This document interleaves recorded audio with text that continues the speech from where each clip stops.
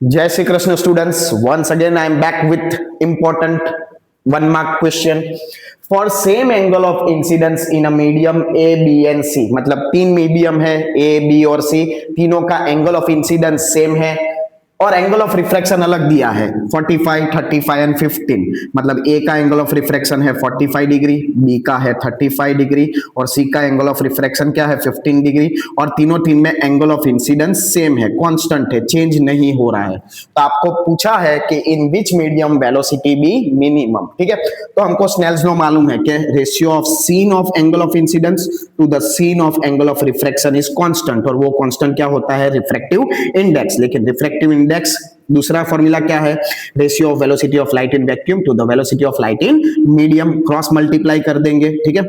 V into sine i is equal to C into sine r, ठीक है। Scene आई multiply है, दूसरी side जाएगा तो क्या हो जाएगा, डिवाइड हो जाएगा, ठीक है।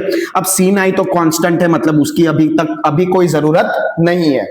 अब मैथ्स में हमने ट्रिगोनोमेट्री में पढ़ा है कि सीन का एंगल बढ़ता है तो उसका वैल्यू भी बढ़ता है। सीन 0 क्या होता है, 0, यस और नो। सीन 30 क्या होता है, हाफ और सीन 90 क्या होता है, 1। मतलब 0 से 90 जाते हैं तो सीन का वैल्यू भी इंक्रीज होता है, ठीक है। तो अगर इसमें पहले हम 15 डालेंगे तो sin 15 एंगल कम है तो v का वैल्यू भी कम होगा, मतलब v मिनिमम होगा, ठीक है। मैक्सिमम वैल्यू कितना है, 45 डिग्री है, मतलब अगर इधर एंगल 45 डिग्री डालेंगे sin 45 तो sin 45 की वैल्यू ज्यादा होगी क्योंकि एंगल बढ़ रहा है तो sin की वैल्यू इंक्रीज होती है तो v भी इंक्रीज होगा। तो मतलब वेलोसिटी किसमें मिनिमम होगा, जिसमें एंगल कम होगा, मतलब 15 डिग्री c का वेलोसिटी ऑफ लाइट मिनिमम होगा।